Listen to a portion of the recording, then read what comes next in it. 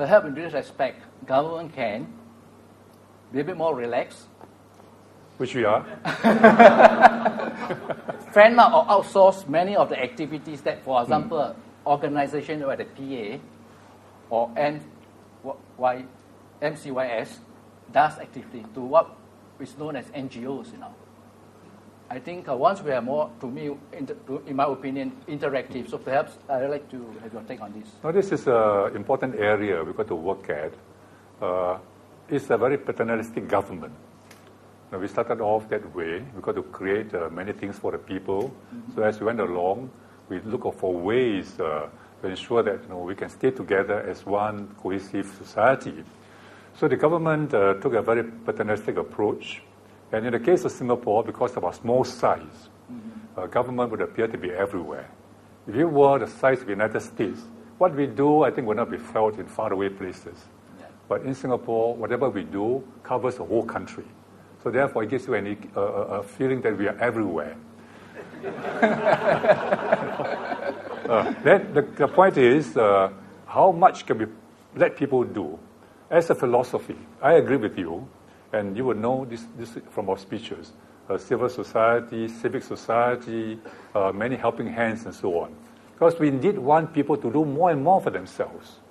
It depends less and less upon us. But you'll discover very quickly that when we try and do less for the people, right away there's a backlash. They say, why do you elect you for? You're supposed to be there to look after our interests. But right away we feel it, you see. And you've got to do more. The question is, how do we, as we move forward, actually get Singaporeans to be more self-reliant, to do more things for themselves? And I would say over the last 20 years or so, we have made huge progress. There's a more active guild you have, and then NUS society, and you have several think tanks and several other organizations doing more and more for themselves. Then the desire to be heard, the desire to participate is a good one. Better than Singaporeans say, I leave everything to the government. So the question is, how do you engage the people so that we have a meaningful, constructive discussion and not into, just verbal abuse of one another. Leaders abusing you, you abuse the leaders, and so on, and you get us nowhere. Well, we have set up, as you know, many forums for people to participate. But very interestingly, PM, is actually quite forward-looking. As you can see, he has initiated televised forums, which in my time, we did not have.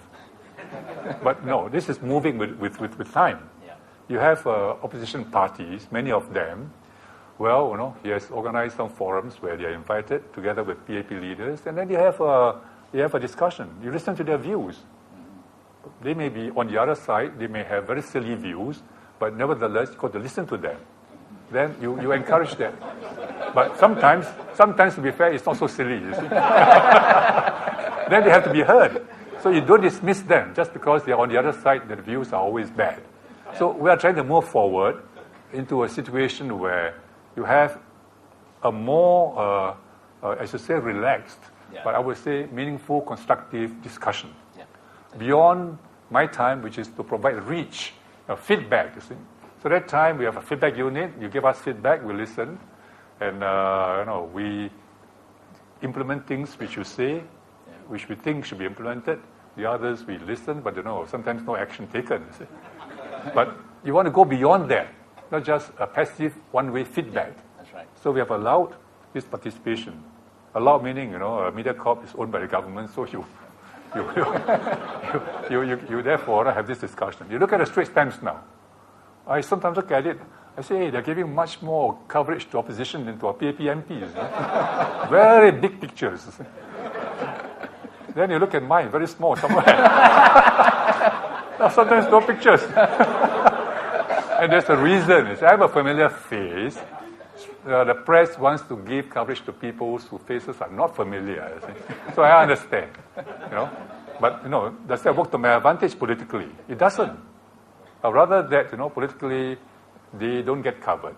But that's not the way it should be, because we have to move forward. You see. Yeah. So I'm in line with this thinking of moving forward, engaging one another, getting Singaporeans to participate. Yeah. All shades of opinions, let them. You see. But provided we all participate in a civil manner. Yeah. If you go into Malaysia's mudslinging, then I think it's a waste of time. That's right. But if we participate in a meaningful way, all views must be canvassed. And then in the end, we decide. See? But that's not the end of the story, you know. You can consult people, but finally somebody must decide. And if you have 10 opinions, only one decision, you know, the other 9 will be very unhappy with you. So you've got to then weigh that, you see. But if people understand that having consulted the people in charge, genuinely listen to you, and then take decision in the best interest of the majority, then they say, I go along with you. I don't agree with you, I think you are wrong, but I go along with you. So the leaders must prove over time that they are right most of the time. If they are wrong, you know, half the time, then people lose confidence in the leader's decision. Yeah, that's right. You're right most of the time. We discuss, we disagree, you take a decision. I say, I go along with you because you got a track record. Yeah.